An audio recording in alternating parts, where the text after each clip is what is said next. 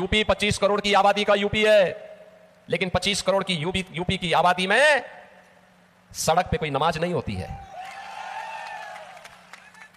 हर जनजाति समुदाय के व्यक्ति को आवास मिल गया है, जमीन का पट्टा मिल गया है, उसके पास अपना आवास है, अपनी जमीन है, उसको सभी प्रकार की सुविधाओं से आच्छादित किया गया है।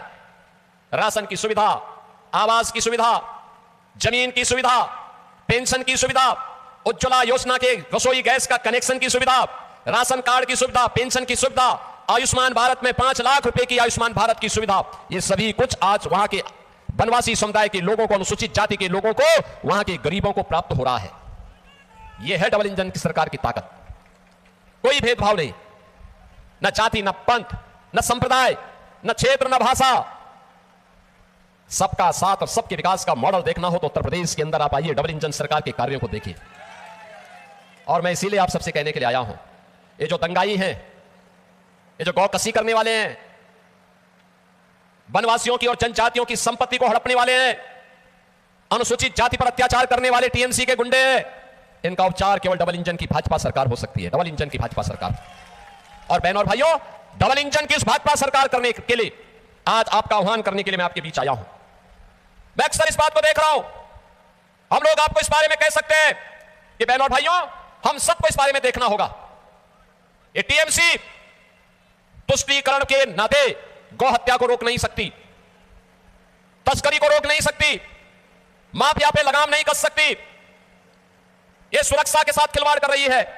आपने देखा होगा कैसे कैसे यह सरकार बांग्लादेश बॉर्डर पर फेंसिंग की कार्रवाई को रोक रही है। आपने 2022 में देखा होगा कैसे टीएमसी के गुंडों ने जनजातीय समुदाय पर अत्याचार किया था। और इस सब के बावजूद पिछले 15 वर्षों में ममता दीदी के नेतृत्व में जिस प्रकार की अराजकता, गुंडागिरी, माफियागिरी आज बंगाल की धरती पर देखने को मिल रहा है, ममता दीदी कहती है कि अब खेला हो भी, और मैं तो उनसे कहना चाहता हूं 15 साल बाद हुए, अब खेला बंद होगा और विकास शुरू होगा। ए बार खेला शेष, उन्नयन शुरू।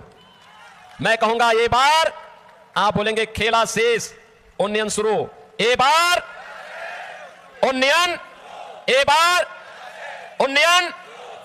बहन और भाइयों, मैं आप सबका आह्वान करूंगा, मैं तो आपसे कहूंगा, ये बंगाल की धरती है, भारत की संस्कृति की, भारत की आध्यात्मिक परंपरा की धरा।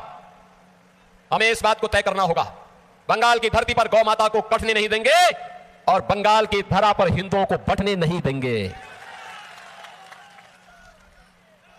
एक भारत श्रेष्ठ भारत का उदाहरण प्रस्तुत करेंगे।